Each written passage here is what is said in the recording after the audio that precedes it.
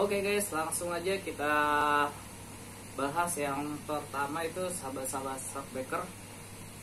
Itu yang pertama Pak Alparisi 1 nih guys. Dia bertanya masih kurang paham sama jeda waktu antar proses di KPR atau KPA Pak. Jadi saya sudah melunasi DP pembelian apartemen, tapi karena pembangunannya masih finishing, jadinya saya minta tunda akad kreditnya sampai benar-benar siap serah terima. Nah ini jadi kita bicaranya bukan rumah subsidi, ini ada pertanyaannya dari customer Pak Alparis ini apartemen ya guys, gitu. Nah niat saya selama nunggu saya cicil bayar tambahan DP-nya. Kira-kira nanti dari akad kredit sampai serah terima unit prosesnya berapa lama Pak? Nah di sini kronologisnya itu jadi masih finishing apartemen ya Pak Alfarisi. Sebenarnya sih balik lagi gitu ya Pak Alfarisi mengenai pertama perjanjian di depannya dulu ya teman-teman ya.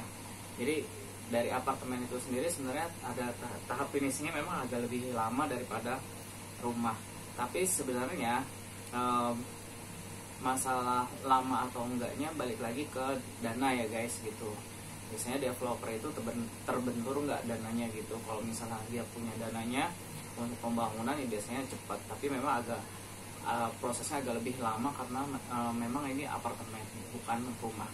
Nah yang pertama saya jawab itu mengenai ketentuan ya. Jadi ketentuan untuk namanya cover note ya. Jadi waktu itu di video saya sebelumnya saya pernah bilang bahwa notaris itu punya cover note. Cover note itu perjanjian antara surat sakti antara konsumen dengan pihak developer. Jadi si notaris ini menjembataninya. Nah cover note ini isinya adalah penyelesaian pembangunan. Kalau nggak salah, kalau rumah satu lantai itu biasanya pembangunannya kurang lebih 12 bulan. Tapi kalau misalnya untuk rumah 2 lantai penyelesaian pembangunannya itu kurang lebih sekitar 24 bulan. Biasanya di situ ada cover note pas kamu nanti tanda tangan akad kredit gitu. Terus kemudian kalau apartemen balik lagi nih gitu. Biasanya penyelesaiannya di awal nih gitu. Tercantum dari di dalam PPJB itu biasanya suka ada ya penyelesaian pembangunan itu kurang lebih kapan gitu. Tapi kalau finishing sendiri sih nggak jauh ya Pak Alfarisi ya. Ini udah dekat banget ya guys Pak Alfarisi. Jadi tinggal tunggu aja sih gitu sampai mudah-mudahan finishingnya nggak ada kendala. Jadi finishingnya bisa cepat selesai. Terus Pak Alfarisi bisa langsung nempatin serah terima kunci ya. Kalau untuk pertanyaan dari akad sampai serah terima ya, dari akad sampai serah terima itu kalau tahap finishing ya memang sudah dekat ya. Pertama sih untuk apartemen itu tahapnya itu dari ground breaking, topping off, terus kemudian finishing, terus terakhir serah terima kunci. Jadi ada 4 progres. Nah 4 progresnya itu biasanya dilalui kurang lebih ya biasanya 2 tahun atau 3 tahun gitu ya kan. Di situ kan ada nanti ada di dalam PPJB ada perjanjiannya gitu. Jadi untuk lamanya menurut aku sih pas saat kondisi Bapak belinya di finishing sih nggak lama ya guys. Ya Pak Alfarisi ya gitu, dia pasti setidaknya sih cepat sih. Yang penting si developer itu sendiri mudah-mudahan juga jangan sampai one prestasi ke Bapak. Biasanya kalau dalam PPJB itu ada perjanjian kalau misalnya si developernya itu cedera janji, biasanya mereka bayar denda ke konsumen itu milimeter per kubik ya gitu. Biasanya di situ ada perjanjiannya. Nah milimeter per kubik itu yang mereka bayarkan dari developer ke konsumen karena dia cedera janji atau apa namanya, kayak semacam dia melewati perjanjian penyelesaian pembangunan gitu. Jadi diinin aja, dipastiin aja, di make sure lagi mengenai PPJB-nya. Oke, mudah-mudahan Pak Alfarisi jawaban Ari mudah-mudahan bisa maksimal ya. Terus kemudian, nah satu lagi, Pak Alfarisi lagi ya, dia nanya mengenai ini tipe studio tipe berapa ya. Nah kalau kebetulan ini unit saya, jadi kebetulan saya udah unit saya udah nggak saya lanjutin lagi di apartemen. Nah apa namanya, saya take over, jadi saya pindahan aja gitu. Nah itu unit tipenya itu sekitar, kalau nggak salah sekitar 26 meter persegi, itu gross ya, bukan net. Jadi 26 meter persegi Pak Alfarisi. Barangkali Pak Alfarisi mau ambil unit Ari, boleh take over apa namanya, sambil nunggu-nunggu lawannya juga nih, emang belum dapat gitu.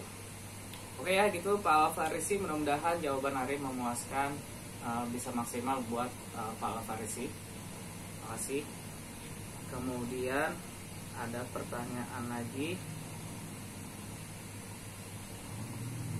Nah ini ada Pak Rizky Laras Yuda Purnama. Apa kabar Pak Rizky?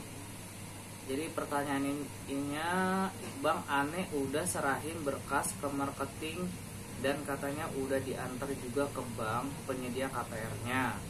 Katanya tunggu 2 minggu untuk diverifikasi di telepon, tapi udah 2 minggu belum ditelepon juga sama bank. BTW, kenapa Bang? Maksimal untuk tahap 4 ini berapa lama Bang?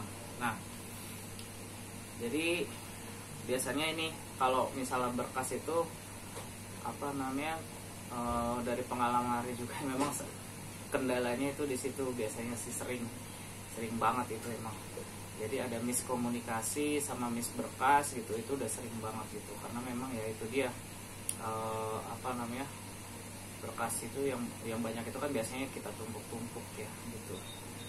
Dan kalau misalnya kita lihat di yang penting intinya sih sudah ditelepon sama pihak ini nih ya, ditelepon sama pihak ditelepon untuk interview ya, interview sama pihak bank ya. Kalau misalnya sudah di interview baru verifikasi. Kalau bahasanya verifikasi untuk Pak Rizky itu berarti dia verifikasi data. Verifikasi data itu maksudnya misalnya data yang sudah kamu kasih ke penyedia KPR itu biasanya di apa namanya, diverifikasi mengenai apakah benar Bapak bekerja di sini. Biasanya si pihak bank telepon ke kantor ya, berarti itu masih apa namanya, masih tahap apa namanya, verifikasi data ya. Kalau misalnya bahasanya verifikasi di sini ya Pak Rizky ya. Nah kalau misalnya interview sudah, berarti kan verifikasi data. Nah ini kevalidan berkas Bapak, berarti kalau misalnya sudah apa namanya, sudah masuk ke tahap verifikasi, biasanya itu data sih memang sudah tidak ada masalah, berarti Bapak berkasnya sudah lengkap, baru kita masuk ke tahap verifikasi itu. Nah biasanya kalau misalnya sudah itu, berarti juga kondisinya sudah diinput ke sistem e-loan gitu, sistem e-loan. Kalau misalnya sudah diinput di sistem e-loan, berarti ada argo, ada durasi. Kalau misalnya si pihak bank itu memperlambat ya otomatis dia biasanya kena pantauan gitu ya. Jadi Pak Rizky kayak gitu kondisinya. Diantar juga karena masih tidak KPR-nya ya, yang biasanya mungkin di situ ya. Jadi apa namanya, mungkin balik lagi ke sibukan dari pihak bank itu sendiri, datanya banyak apa enggak di kantor. Terus Bapak Pak Rizky juga apakah dia Pak Rizky prosesnya itu KPR subsidi atau komersil, ada 2 tahap yang berbeda ya. Jadi kalau misalnya subsidi di cabang, subsidi itu di cabang yang di subsidi di cabang tertentu itu biasanya petugasnya lebih banyak daripada subsidi di cabang yang tidak dikhususkan untuk subsidi. Misalnya katakanlah contohnya ini di BTN cabang Cawang, dia lebih banyaknya prosesnya itu loan service lebih banyaknya lebih ke ingin ke komersil, tapi yang petugas subsidinya nggak terlalu banyak gitu, karena memang dia targetnya, karena dia lokasinya di lokasi di ring satunya ini ya, ring satunya harga ratusan juta ya, makanya dia lebih banyaknya loan service untuk yang komersil. Subsidinya agak sedikit, mungkin agak sedikit sabar aja Pak gitu. Ya Pak Rizky, gitu, mudah-mudahan sih datanya sudah lengkap. Terus kemudian Pak Rizky sebagai pejuang-pejuang KPR nih, mudah-mudahan juga bisa langsung dapat bisa diverifikasi secepatnya ya dari sama pihak bank. Asalkan yang penting kalau misalnya ditelepon sama bank diangkat, jangan lupa. Itu takutnya Bapak lagi di jalan atau gimana gitu. Pokoknya kalau misalnya mungkin malam ya gitu ya diangkat aja Pak gitu. Takutnya juga ada data yang kurang yang harus segera diproses gitu. Karena apalagi kalau misalnya proses mau terbit SP3 kan nih, Bapak datanya kurang, wah langsung gercep tuh pihak marketing KPR-nya, biar Pak, ayo Pak berkasnya nih belum nih gitu ya kan, kalau perlu diupdate gitu. Dan mudah-mudahan juga kondisi corona tidak memperlambat proses di dalam bank itu sendiri ya guys ya Pak Rizky ya. Oke, jadi ya Pak Rizky, semoga jawaban Ari bisa maksimal untuk Bapak. Oke, untuk pertanyaan selanjutnya Mbak Puput Zuo, Kak, saya mau sharing. Bulan November 2019 saya sudah mendapat SP3K dari bank. Wah, ini udah mantap nih. Berarti progresnya lebih Mbak Puput ini lebih terdepan dari Pak Rizky ya. Luar biasa nih berarti Mbak Puput. Selamat ya Mbak Puput, SP3K banknya sudah terbit. 3 bulan selanjutnya sudah progres bangunan. Nah, progres bangunan ya berarti masih proses pembangunan. Berarti belum jadi nih, belum finishing ya. Bulan Maret 2020 sudah jadi namun bulan Maret 2020 sudah jadi namun belum terpasang listrik. Oke. Kemudian bulan September, Maret, April, Mei, Juni, Juli, Agustus, September. Lama juga ya, 6 bulan baru terpasang listrik September. Dan sampai sekarang saya belum akad. Sempet tanya sama maklarnya, dokumen saya hilang Kak. Duh, saya kan nggak paham kayak gitu, kenapa ya Kak? Nah Mbak Puput, progresnya sebenarnya udah bagus nih, udah ingat. Tapi biasanya kalau udah terbit SP3K nih Mbak Puput ya, penekanan kalau sudah terbit SP3K berkasnya hilang, itu biasanya berarti dari pihak petugasnya, tugas banknya itu sendiri, dosirnya hilang itu biasanya. Kalau kayak gitu berarti ketumpuk-tumpuk tuh biasanya tuh. Di dalamnya itu ada SP3K yang aslinya juga tuh, dia berarti itu persiapan akadnya udah ada di situ tuh dalam berkasnya Mbak nih gitu. Nah berarti ini petugasnya kalau udah SP3K udah hilang nih kayak Mbak Puput ya gitu. Nah kalau misalnya SP3K-nya itu sudah terbit tapi berkasnya hilang, kamu datanya lengkapin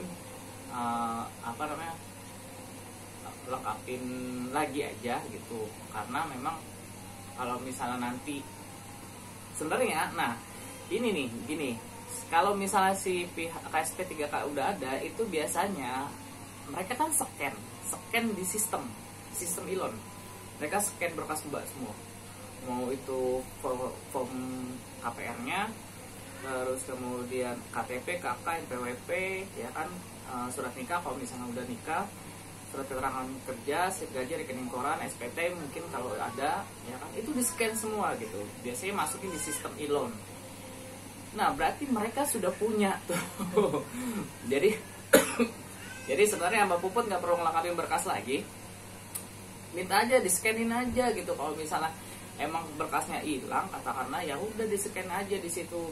Kan saya udah keluar SP3K. Yang penting Mbak udah benar-benar megang SP3K ya gitu. Kalau misalnya sudah megang SP3K ya berarti dia ada mereka itu udah scan, berarti mereka udah scan aplikasi Mbak semuanya, semua berkas-berkas Mbak gitu. Nggak mungkin nggak ada gitu, berarti ada di scanner. Biasanya itu keselip ya, biasanya keselip di sama petugas-petugas yang ada di bank gitu. Jadi udah scanin aja gitu. Tapi balik lagi Mbak Puput, kalau misalnya data-data pribadi oke lah, dia nggak perlu update karena KTP itu kan berlakunya panjang, NPWP berlakunya panjang, terus kemudian surat keterangan nikah berlakunya panjang, nah kan, terus kemudian yang diupdate itu ya slip gaji diupdate lagi, terus kemudian rekening koran ya kan. Mbak apalagi udah dari bulan November 2019 ya, nanti diupdate lagi aja ya Mbak ya, dimaklumin aja ya Mbak teman-teman. Tapi memang harus diupdate lagi Mbak kalau misalnya mereka mau angkat gitu. Biasanya mereka scan lagi nih yang data-data yang memang sudah expired. Karena SP3K itu berlakunya cuma 3 bulan. Jadi kalau misalnya sudah terbit itu SP3K di bulan November ya. Nah, bulan November berarti Desember, Januari, Februari. Wah, berarti Mbak harus berkas lengkap ya. Tapi ya itu dia, surat keterangan kerja aja, slip gaji 3 bulan terakhir yang terbaru, rekening koran yang terbaru. Ya kalau misalnya diperlukan SPT ya SPT gitu ya Mbak. Biasanya kalau kayak gitu sih paling dicek ulang lagi, di checking Mbak Puputnya ada ini enggak Mbak Puputnya itu ada cicilan lagi nggak nih, cicilan yang sampai akhirnya nanti mempengaruhi nilai plafon yang SP3 yang kemarin. Dicek lagi BCK-nya. Kalau misalnya ada pinjaman lagi ya otomatis plafonnya berkurang gitu. Kalau bisa sih ya itu udah selama sampai September kemarin itu ya jangan sampai jangan sampai Mbak ini ada cicilan yang lain ya gitu, nanti mempengaruhi nilai plafon ya. Itu Mbak Puput ya, semoga jawaban Ari bisa maksimal buat Mbak Puput. Oke guys, itu aja yang jawaban-jawaban dari sahabat-sahabat netizen nih, semoga bermanfaat ya. Terus kemudian untuk pejuang-pejuang KPR ya kan, tetap semangat gitu ya. Mungkin ya balik lagi ya, karena memang manusia ya, di petugas-petugas bank juga manusia, kita juga manusia, marketing juga manusia. Jadi ada khilafnya, wajar, maklumin aja. Ya mungkin apalagi kalau misalnya berkasnya itu mungkin bisa jadi Mbak Puput itu dikatakan mereka tuh mengatakan berkasnya hilang. Sebenarnya tuh kayak semacam apa ya, kalau saya waktu itu berkas ngilangin berkas itu rasanya wah takut diomelin sama customer ya kan, pasti disemprot pasti itu ya kan. Tapi ya udah mau gimana lagi kan gitu. Biasanya itu bola panasnya ada si marketing KPR ya kan. Waduh, Mbak langsung marah kan, waduh Mas gimana sih kok teledor banget gini-gini. Wah maaf Mbak gitu ya kan, tapi ini ya biar cepet prosesnya gitu ya. Oke Mbak Puput, sukses selalu Mbak. Terima kasih pertanyaan-pertanyaannya Mbak Puput, Pak Alfarisi, terus kemudian Pak Rizky Yuda. Terima kasih atas pertanyaan-pertanyaan yang bagus-bagus banget nih. Makasih banget, makasih banyak. Jadi bisa lumayan bikin konten baru lagi. Terus kemudian sama Pak Ari Channel. Wah nih, semoga channelnya juga sukses Pak Ari Channel. Dan terima kasih juga udah subscribe hari ini gitu ya. Semoga Pak Ari Channel juga menyediakan konten-konten yang menarik, terus kemudian yang bermanfaat buat para subscribernya Bapak sendiri. Oke, itu aja informasi dari Ari, mudah-mudahan bermanfaat. Kalau misalnya kamu suka dengan video Ari kali ini menjawab pertanyaan-pertanyaan para netizen, kamu bisa like, share, dan komen. Kalau misalnya kamu kamu misalnya katakanlah ada pertanyaan lagi mengenai KPR KPA, atau mungkin ya saya punya video baru ya gitu ya mengenai cara membuat aplikasi online ya kan, buat kamu jualan online gitu, kamu boleh komentar di bawah ini. Ada saran, ada kritik, boleh silahkan bisa dikritik aja, nggak apa-apa, biar lebih membangun lagi gitu. Mungkin ada yang salah dari jawaban Ari, nggak apa-apa gitu. Kita sama-sama saling mengisi guys. Sukses selalu buat kita semua. Assalamualaikum warahmatullahi wabarakatuh.